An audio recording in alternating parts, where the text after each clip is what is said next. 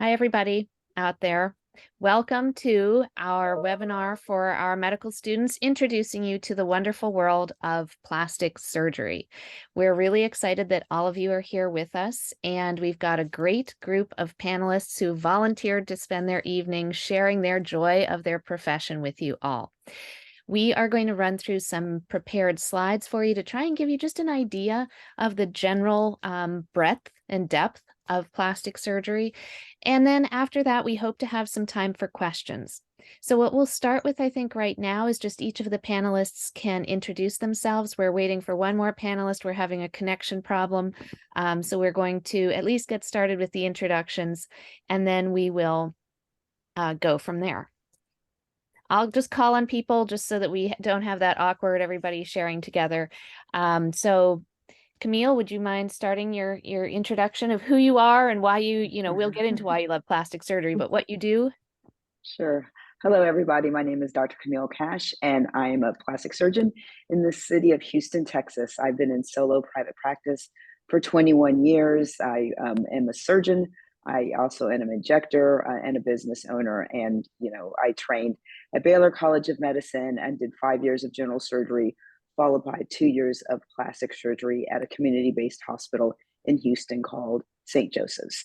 During my training, I was exposed to a wide variety of the different facets of plastic surgery, but chose to go into private practice and focus mostly on aesthetic surgery at this time.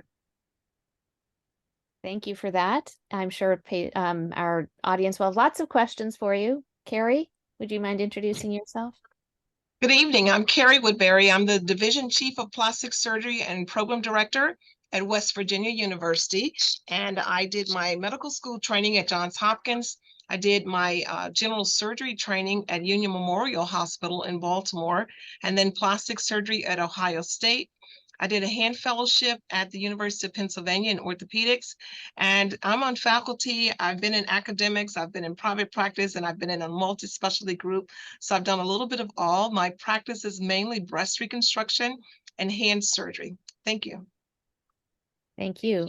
Rich, would you share with everybody who you are? Sure. Thanks, Michelle. My name is Dr. Richard Beynosa. I'm a professor and chairman at the Department of Plastic and Reconstructive Surgery at the University of Nevada, Las Vegas, practicing in Las Vegas. The majority of my practice relates to breast reconstruction, all techniques, including microsurgery, tissue expanders, and implants, but I also do a lot of other complex reconstruction, as well as being on the forefront of robotic surgery and other innovations for other complex reconstructive needs. Great, thank you. Carolyn. Hello, everyone. Thank you for joining. My name is Carolyn Dela Cruz. I'm from the University of Pittsburgh. I do a lot of breast reconstruction and lymphatic reconstruction, and I've been here on faculty as associate professor, chair of the DEI committee, and director of lymphatic surgery. So we hope you enjoy this evening and anxious to answer your questions. Ramon. Hi, good evening, everyone. I'm Ramon Arscott. Like Camille, I'm double boarded. I did general surgery at Harvard at the Brigham and Women's Hospital, and also did plastic surgery in the Harvard combined programs. I spent a lot of time in Boston. My wife's Bermudian, and so a happy wife, happy life. I moved back to Bermuda, and so I'm the only plastic surgeon in the country, and so I do a broad general plastic surgery practice, as I like to say, from head to toe and womb to tomb. So yeah, looking forward to answering all questions involved today. Wonderful. Joey. Thanks, Michelle. It feels weird saying Michelle, Dr. Manahan. Please, Michelle. Because Michelle was my attending at Johns Hopkins, so great to see you, Michelle. So my name is Joseph Lopez. I, as I mentioned, trained in plastic surgery at Johns Hopkins, and then I completed a craniofacial fellowship at Yale with Dr. Percy and Dr. Steinbacher. I did a second fellowship in head and neck surgical oncology at Memorial Sloan Kettering.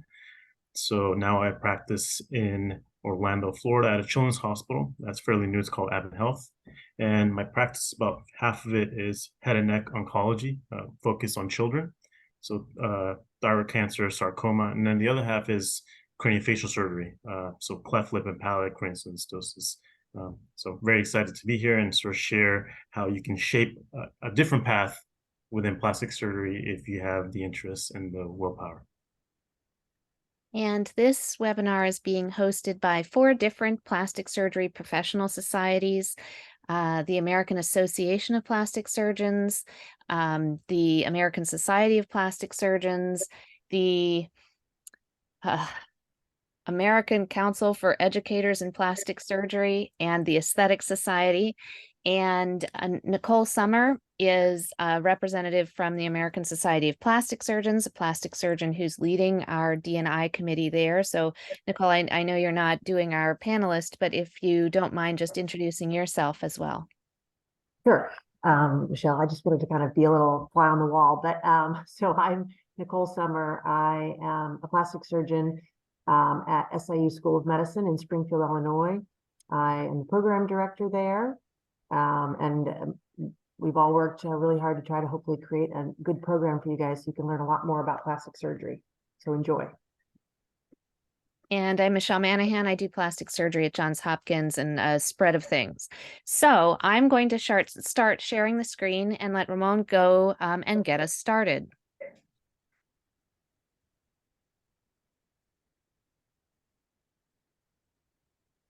Right.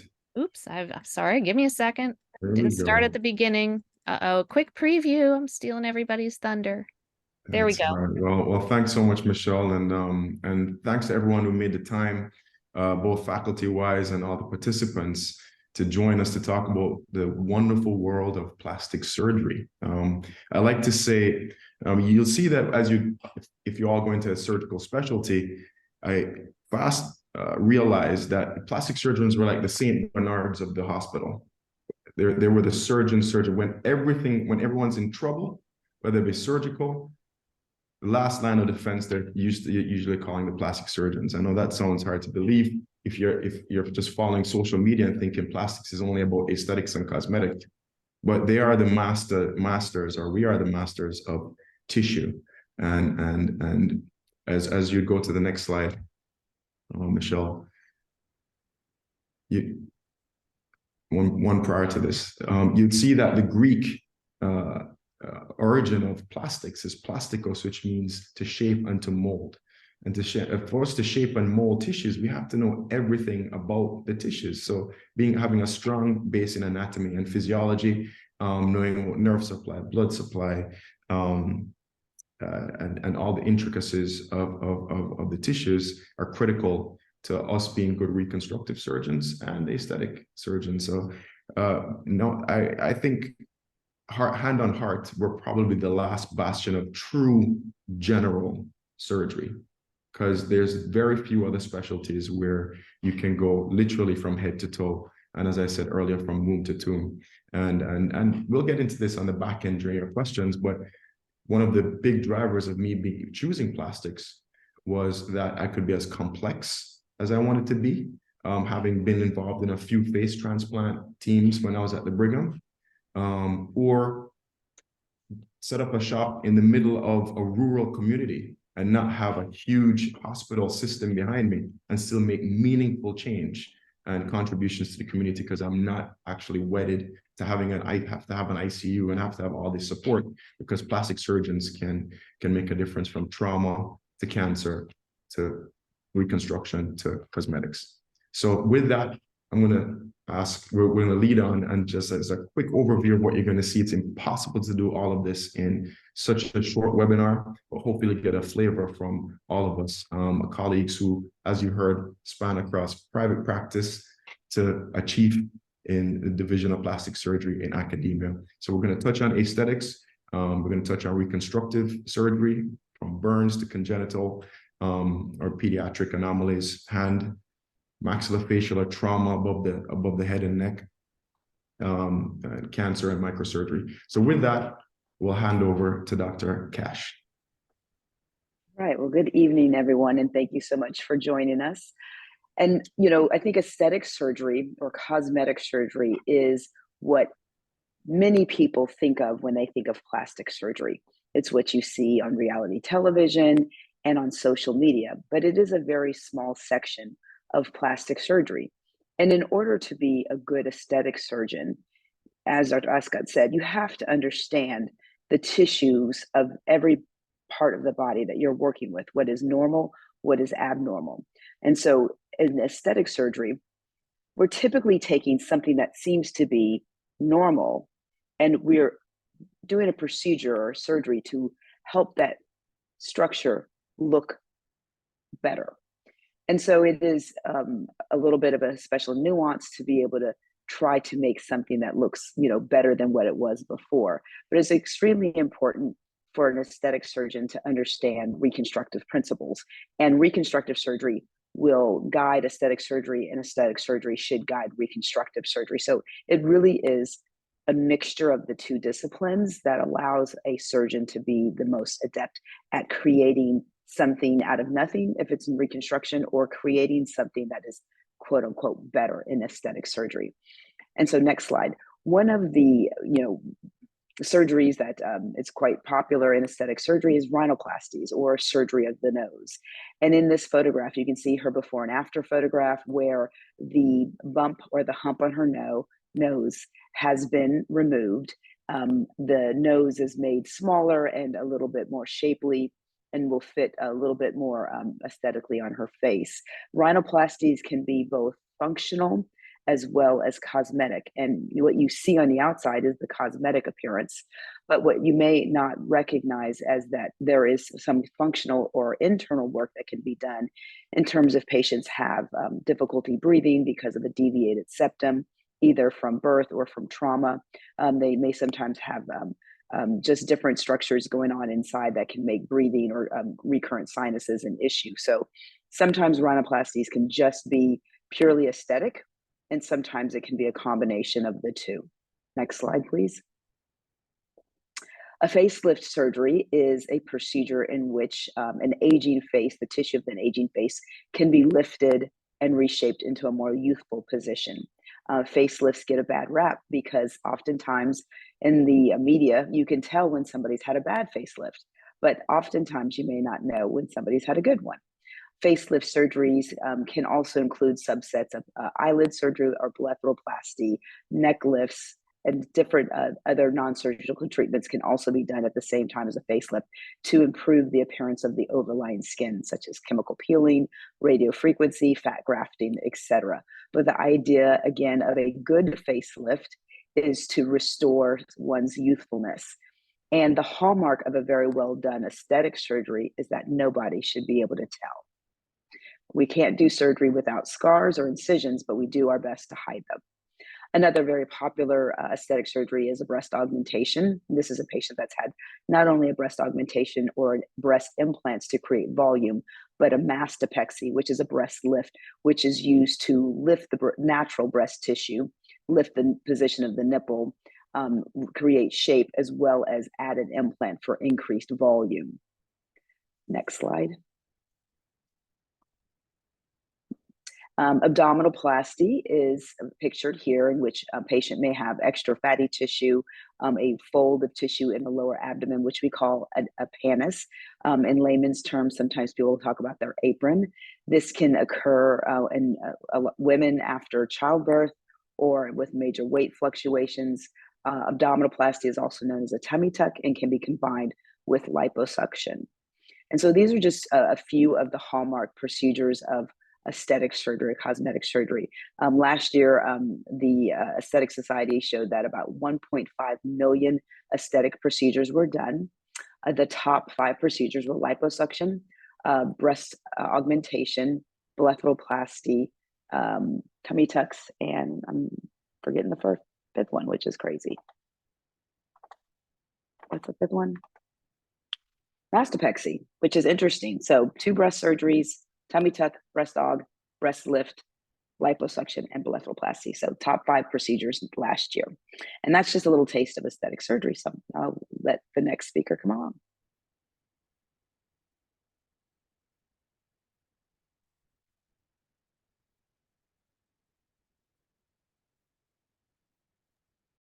We'll move now from the aesthetic realm into the reconstructive realm.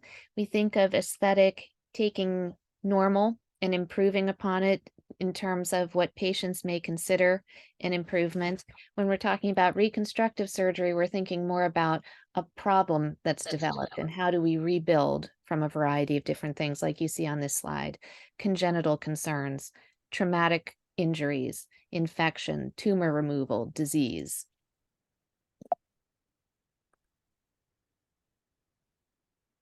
And again, just a really broad spectrum. We'll just keep beating it into all of you. Plastic surgery covers a huge variety of things. So next, we're going to talk a little bit about hand surgery, and I do a lot of hand surgery in addition to my breast reconstruction practice.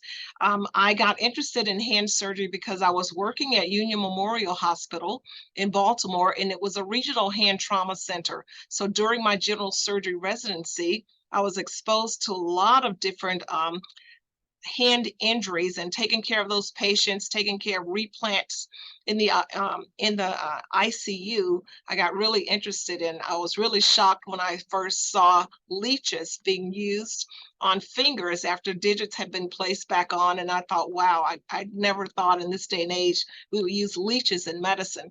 So I really was interested in it and did a fellowship in hand surgery. So here you can see a patient with a significant burn injury to the hand. And when you think about your hands are extremely important for function. We use our hands for writing and typing and, playing sports or musical instruments day to day, just greeting people every day. And so the hands are extremely important, and any small injury to the hand causes a significant amount of functional deficits. So I find the hands extremely important, and the anatomy of the hand, as you all heard earlier, the anatomy is really important in plastic surgery. So the hand has very delicate anatomy. If you look at your hand right now, you'll see that you've got skin, you've got tendons, extensor tendons and flexor tendons, you've got nerves and vessels, you've got the bones and the muscles and the joints, the ligaments and nails. And so all of these components have to work together intricately to create function in the hand. So here's a patient who's had a burn to the hand. We talk about burns being first, second, or third degree, sometimes fourth. And this patient has a deep burn over the dorsum of the hand. And you can see where they've done excision. And now they're taking some skin graft. We use a device called a dermatome to shave off a small thin layer of skin. And then we can place that skin over the area. The dermatome, I always tell patients, it's almost like a meat slicer. And we can set the thickness to determine how much skin we want to take. And so on the next slide, we can see this patient has had a really good result, and you can barely tell the patient's had a burn injury. The patient has sheet grafts placed over the dorsum of the hand, sewn in with dissolvable sutures with a really nice result. And these patients go on to have really good function. Sometimes they'll undergo some physical therapy after hand injuries. Next slide. In terms of hand, we also see a significant amount of congenital hand, pediatric hand, whether it's trauma or congenital injuries. And so here's a patient who was born with basically a small thumb. That thumb is not really functioning well. And so we remove that thumb, and we can do what's called a pollicization, which is where we actually take the index finger and move it around into the position of the thumb. And you can see this patient has a pin in there to stabilize it until it's healed. And then look at the function there, able to use a cell phone, nice flip phone there. Next slide. Here's a patient who's had a loss of the thumb, an adult patient. We can see this from trauma. Sometimes you can lose the thumb from tumor resection. And this patient has had a toe to thumb transfer, taking the great toe and moving it to the position of the thumb. And you can see after the surgery, the patient is still able to walk, but has had loss of the great toe. So we realize the thumb is a significant portion of function in the hand. And if you look at the results, it can look pretty good in terms of looking like a thumb and functioning well. Next slide.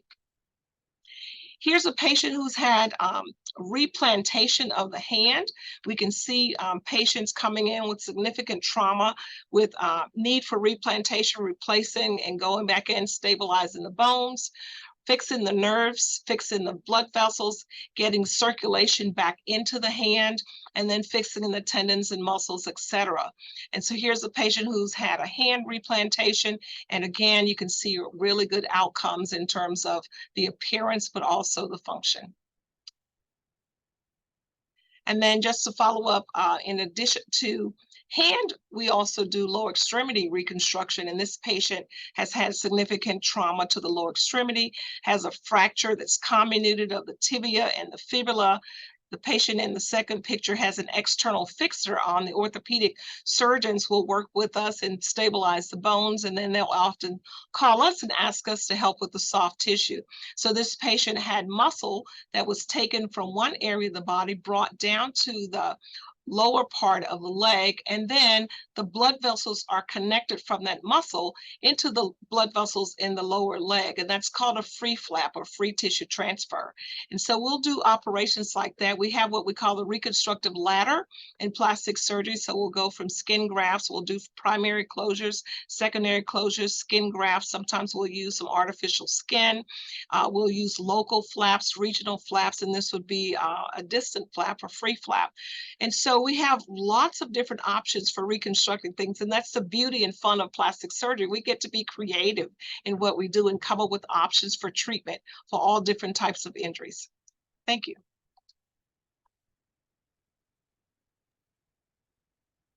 So I practice in Orlando, and I have a practice primarily focused on children. So 95% of the kids that I see are under 18 years of age. However, in my training, we did a lot of facial trauma, and currently I do most of the facial trauma I do is in kids. However, this is a perfect example of a facial trauma patient that you may see when you are in training or working at a level 1 trauma center.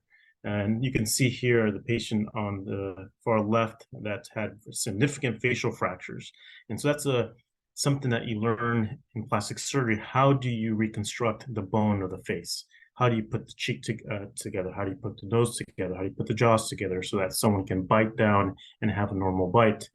And as you can see in the photos on the right, you can see how you can get fairly great results if you use basic plastic surgery principles when it comes to fixation, when it comes to scar positioning, when it comes to dissection. And so, and that's maxillofacial trauma is a perfect example, I think, of how you can combine all those elements. How do you move bone? How do you move soft tissue? How do you create form and function? So one of my favorite procedures, I'd say, in plastic surgery is a cleft lip and palate. And the reason why I find it fascinating is because, one, I think it epitomizes everything that we learn in plastic surgery. One, it epitomizes anatomy. You have to really understand the anatomy of the central midface there. You have two, there's a function element here. So when a kid has a cleft lip and palate, you have to somehow reproduce the function of the lip, the function of the palate, the speech. So it's very important to understand that anatomy and be able to create something normal for the child. And three, there's an aesthetic component to that. You have to have an eye to how the upper lip looks, how the nose looks. And so that's an important component of being able to manage a cleft lip and palate patient. And third, it's a beautiful opportunity for a plastic surgeon to establish a lifelong relationship with a child. You become their surgeon for the rest of their life. And that's something that really appealed to me in pediatric plastic surgery. So another element that we do in facial reconstruction is reconstructing wounds after tumor resection. So as you can see here on the left, there's a patient that's missing approximately half or more of the lower lip, likely related to a skin cancer. And so there are surgeons that specialize in removing the skin cancer. And then afterwards, as plastic surgeons, our role is to perform some form of reconstruction to, again, create an aesthetic lip and to recreate the function of the lower lip. And as you can see, the patient on the right with a really nice result, hiding the scar along a shadow line and getting a very decent lip in terms of length and function. This is another perfect example of a patient with skin cancer who was likely treated with something we call a forehead flap. So what's really nice about plastic surgery is that you learn all this anatomy, you learn about how you can take advantage of blood supply and arteries and nerves, and to take that and then apply it to reconstructing defects. So this is a perfect example of how you can take a forehead skin based off an artery in the forehead and use that to reconstruct a defect in the nose. And it's called a forehead flap. And as you can see on the far right panel, you get a very nice result with forehead flap. It's actually one of my, I'd say, third or fourth favorite procedure, because you really recreate a nose that looks aesthetically really nice.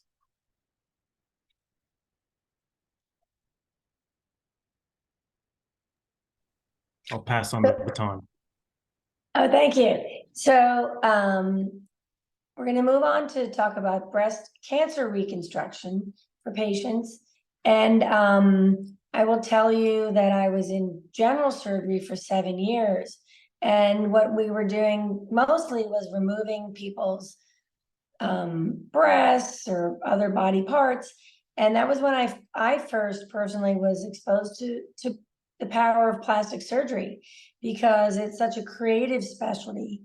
And instead of removing tissue, you're actually creating things. So if you feel like you're very creative, instead of sort of removing tissue and being part of the extirpation and removal, that's really a large part of what plastic surgery does, just like you can see from the other speakers. Breast cancer is very common.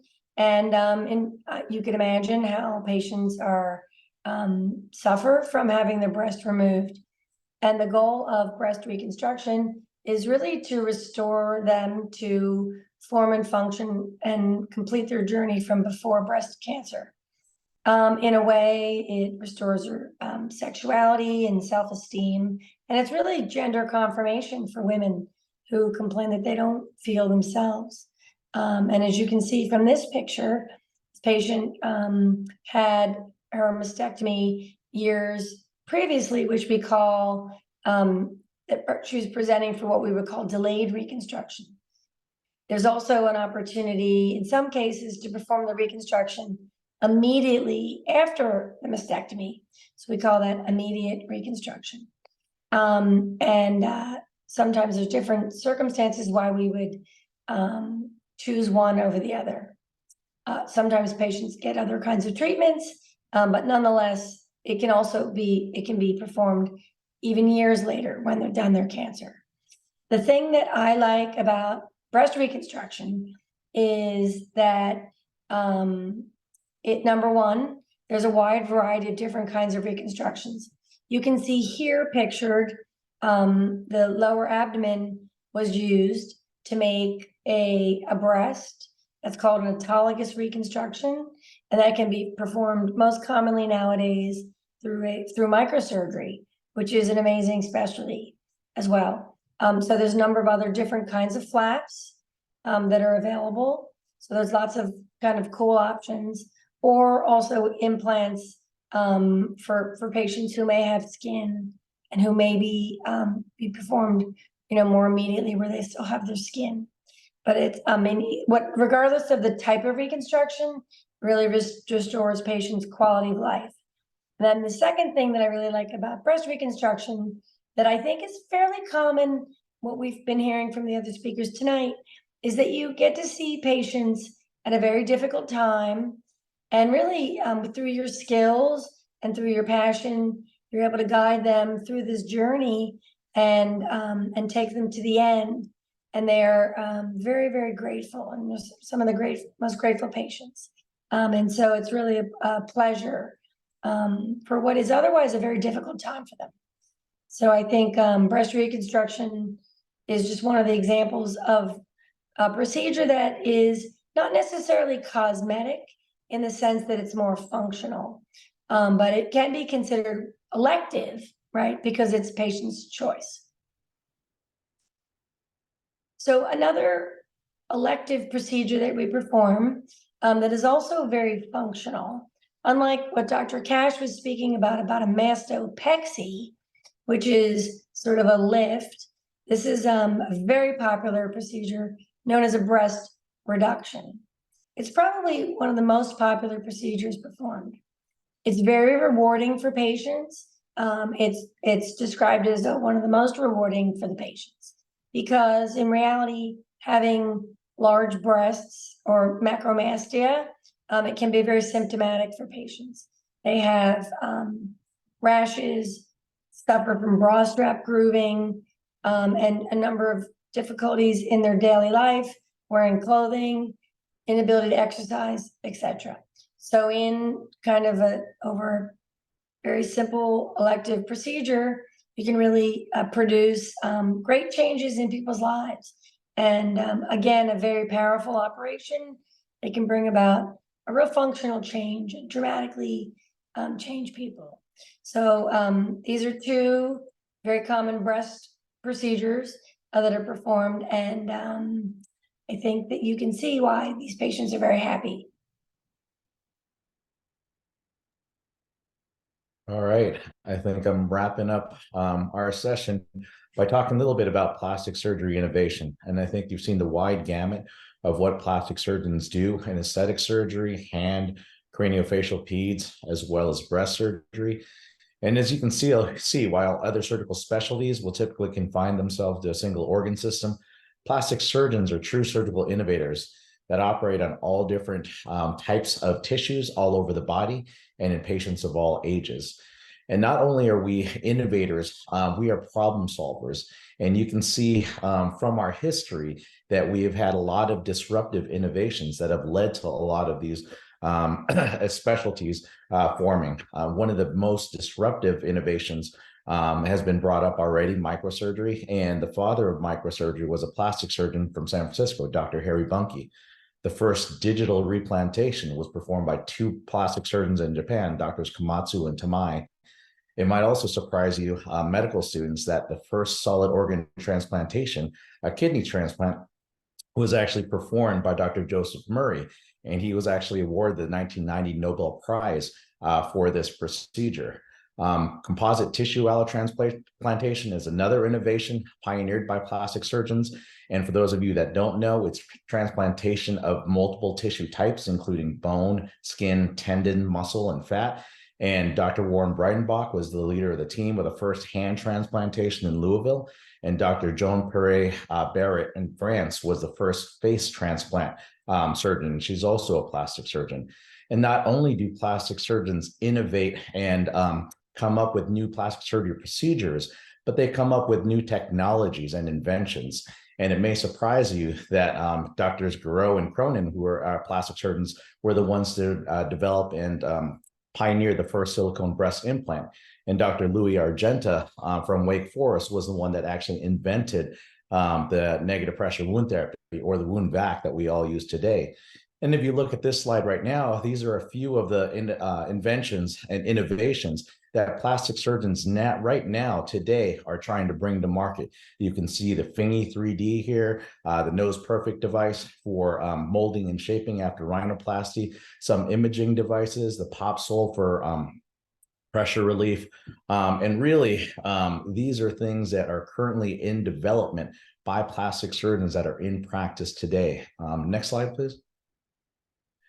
And, you know, we also have our organized plastic surgery specialties and organizations like ASPS, PSF, ACAPS, and the association that provide a lot of help and support, not just for you as medical students, but in practice, in residency. There's a Technology Innovation Disruption and Entrepreneurs Committee, the TIDE Committee, which I'm part of, that helps look at what is on the forefront of plastic surgery, robotic surgery, AI, as well as inventions and innovations.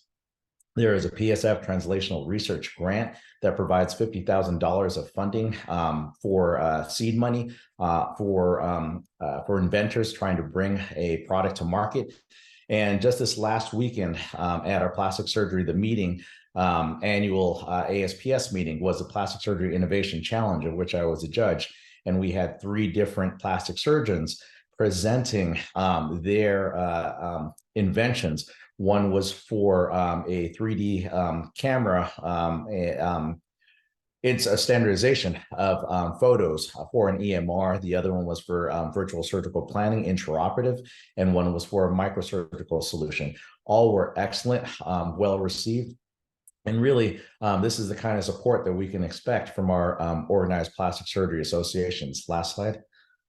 And this is just an example of one of the things that is available, $50,000 translational grant that is provided by PSF, but it also goes over the typical timeline of taking a concept through research and development, the preclinical trials, clinical trials in humans, and then the product launch. And just like the long journey it is to becoming a plastic surgeon, it is a long journey to innovations, and the different organizations that you see here before you are here to help you on your journey, not just to becoming a plastic surgeon, but to becoming a disruptive and innovative force in plastic surgery. So thank you.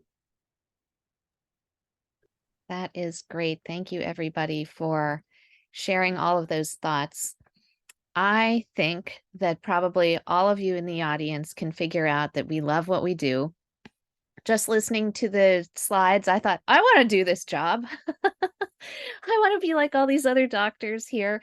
And I do also, though, remember when I was starting to think about plastic surgery, one of the things I thought was, well, I don't know. I mean, are these people just so amazing? And they are, but we can all do this. That's why we have our training. And even though we show these amazing cases, this is all of us started not knowing anything about plastic surgery. So this is for everybody who has an interest in this. If these cases excite you, if they give you goosebumps, like I truly literally have right now, then we want to help open the door to our specialty for all of you. I do want to give us time for questions. So let me get into the chat and see if there's anything coming through. And you guys out there in the audience, I had neglected to mention it at the beginning, but we really, really do want to be able to answer any concerns, questions, interests that you have. And I got to get into the Q&A. So give me just a second. If anybody on the panel has anything more to say to sort of sum up after hearing the exciting things that all of our friends here had to say, please join in while I get to the Q&A. I will say that from a hand surgery standpoint, hand surgery is a one-year fellowship after plastic surgery training, and you can do your hand fellowship either in orthopedics or in plastics. And since I had done a significant amount of plastic surgery hand, I decided to do my fellowship in orthopedics. And there are two national organizations, the American Society for Surgery of the Hand and the American Association for Hand Surgery. So you can go to those meetings and present your research when you get involved with hand surgery. And the questions in the chat are, I think they're perfect questions for us. So it sort of balances. We've got a question about how as medical students, do we become involved in plastic surgery early on, like first year of medical school? And on the other hand, we have a question about, well, how do we get involved if we don't have a home plastic surgery program? So we can't just, sort of sign up for a clerkship. So I'm going to just throw those two things out to everybody on the panel.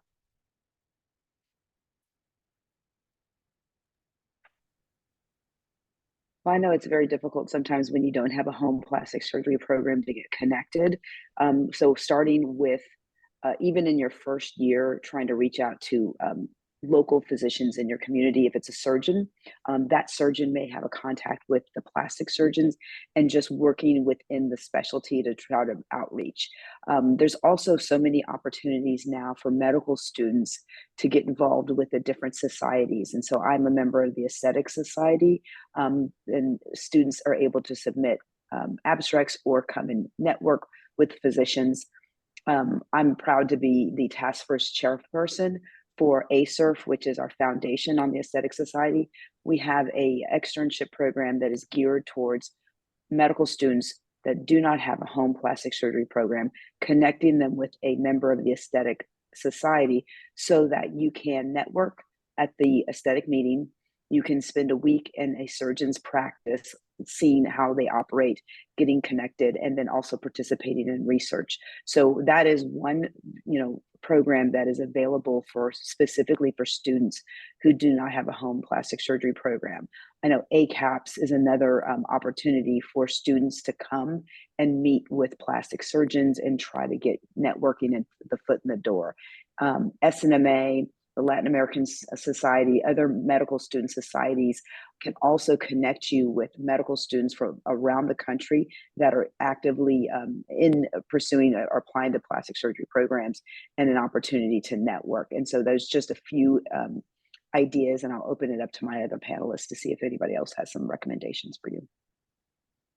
So another program that is good for students who don't have a home program would be the PREP program. And the PREP program is a program that is run basically looking at plastic surgery research and education.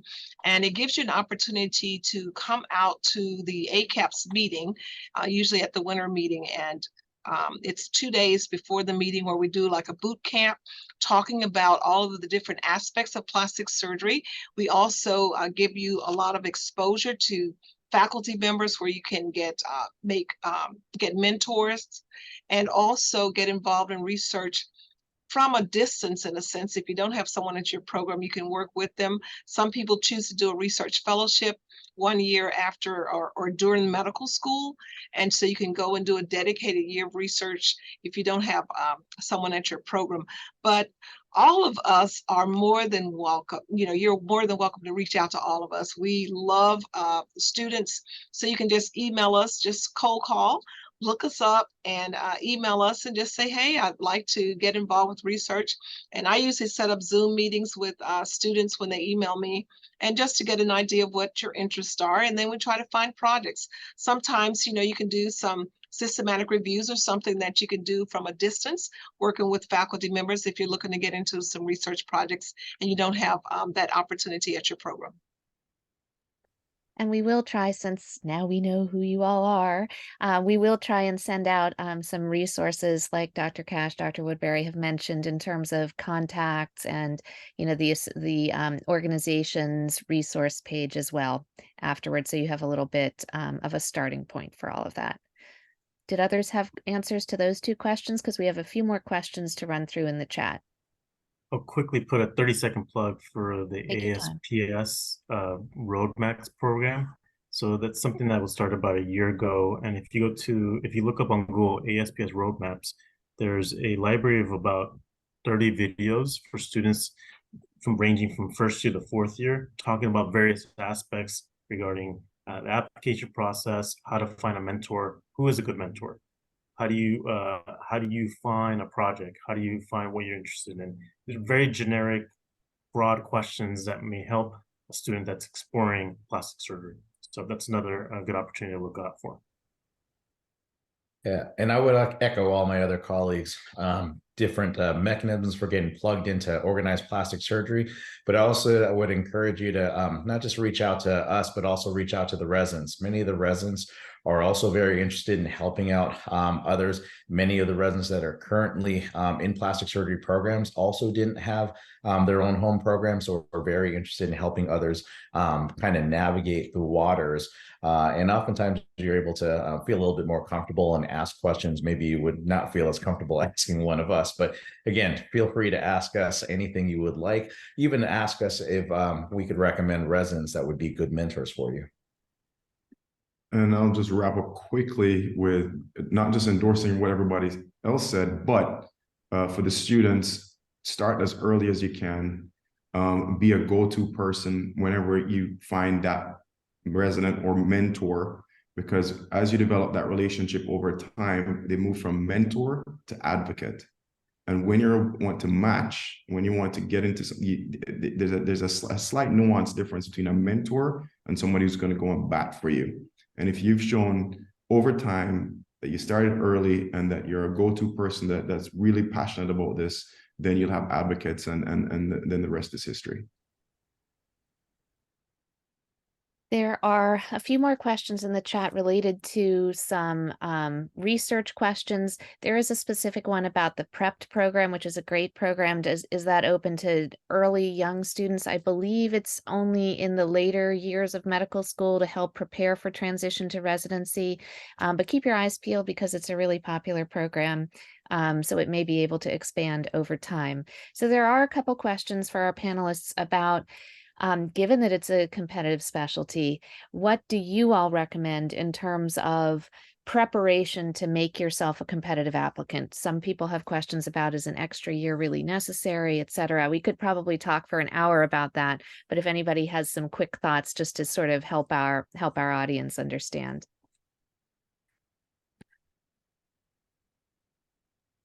Basically what I just said. I was told when I was thinking of plastic surgery, at least 50% of the process, everyone who's applying has a fantastic CV. Everyone who's applying did some research. So those are table stakes. And then getting to the table to get that interview, oftentimes because it's such a coveted small applicant or pool that get in, is that you need advocates, and in that regard, that happens with time as you've worked hard and you've got your mentor who's at your side. So I would say don't sleep on the advice you're getting today, on the avenues to explore, on the people to reach out to. Put your shoulder to the wheel and just follow that North Star. Yeah, I'd like to make a comment because I think that it is increasingly competitive. And for students, so the first issue is just getting exposure, getting access, getting in front of people, getting projects. That's the first step, right? And so we're all here for you. Now, there's many different resources. And then the second question is, how can you translate that into something that's really deliverable, right? Because like Dr. Arscott said, everyone has, we're looking for good candidates, but how can you differentiate yourself? And those are the deliverables that you're going to show.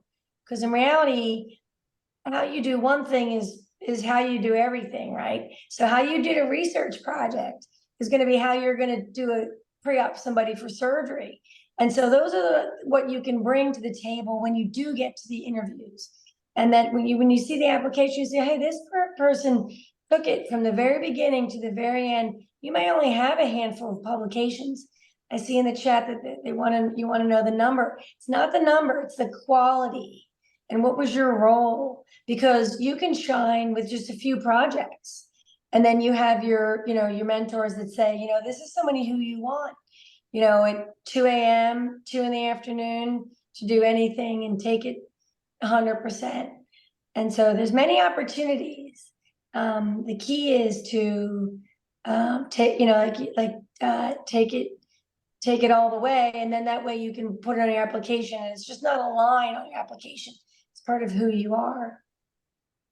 I couldn't agree more with Carolyn because some people are looking always at quantity, trying to get involved with as many research projects as possible. But if you have a ton of research projects and none of them make it to publication, then you wonder if those research projects are really either something substantial or whether you put the time and effort to make it to the end goal. The same thing with away rotations. Some people will want to do 3 or 4 different away rotations, but really, if you do away rotations, but don't put all your time and effort and really be the superstar on that rotation, those can honestly hurt you more than they can help you. And just doing one superstar outstanding rotation that puts you, at the top of people's lists means more. So certainly the quality impacts way more, as Dr. Dela Cruz said. One thing I will add is that as plastic surgeons, we interlap and overlap with many specialties. So even if you don't have a plastic surgery program, orthopedics, general surgery, we do wounds, we do pediatrics, neurosurgery. So we overlap with a lot of specialties, and you can get involved in research with other people. It doesn't have to be just in plastic surgery. And so we're looking at your thought processes and how you come up with ideas and your intellectual curiosity. I would also say that the most important thing for me is a passion for plastic surgery. And so you get that through exposure. So if you can, find opportunities to look at cases on the internet, do virtual types of shadowing if you don't have a program, or try to go away and see plastic surgeons out in the community just to get that exposure so you can see. I remember I first saw my first breast reduction. I fell in love with plastic surgery, had no idea what it was, but it was that one case that really got me hooked on plastic surgery in addition to the hand. And this may address the question in the chat that's asking about, if I only have access to my local and private plastic surgeons, how can I translate that to success? I would say it is great. It's not an only have access. It's amazing if you have partners in the community who you can get to know and who can help you. Really, I mean, the panelists can tell me if you disagree. Really, what we love about our colleagues in this specialty is people are interested. People are authentic, for lack of a better word. People really love this job. They want to do it, and they want to do it for the right reasons. So when you're going into plastic surgery, do it first because you love it. So get involved in these projects, go out and shadow, talk to people about it because you love it, because it's driving you, because this is what you have to do with your life. It's not an easy life. So make sure you truly, truly love it.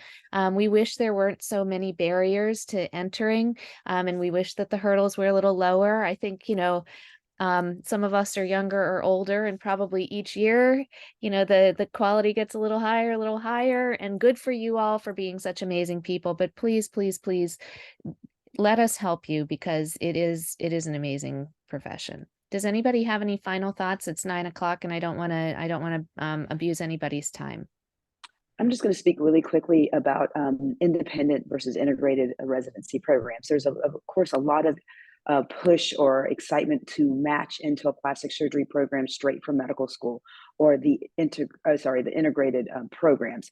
And I trained more than 20 years ago. And so 20 years ago, there were more independent programs than there were integrated programs. And that has shifted with time. So it's great if you can match directly into an integrated program, but the independent route is still a very strong route. I did 5 years of general surgery. The second rotation in my intern year, I knew I wanted to be a plastic surgeon. I spent the next 5 years working my butt off in general surgery to make sure that I was the best general surgery resident that they ever had seen, knowing full and well I wanted to be a plastic surgeon. Because once they saw my work ethic, the general surgeons as well as the plastic surgeons, then you can make an impact, and you can move from general surgery into plastic surgery. So don't give up hope just because it's super competitive to get into an integrated program. If you match into general surgery, work your butt off in general surgery, do everything that you can to be a positive, passionate resident, and that will translate, and continue to pursue plastic surgery the best of your ability, and it will pay off. I think that's a wonderful conclusion to our panel today. So thank you to all of our wonderful panelists. Thank you to our wonderful audience. We really look forward to getting to know you more over the rest of our professional lives. Welcome, taking the, I won't say first, because probably some of you have already taken some steps, but some early steps toward joining us. Good night, everybody. Good night. Good night. Good night. Good night. Yeah.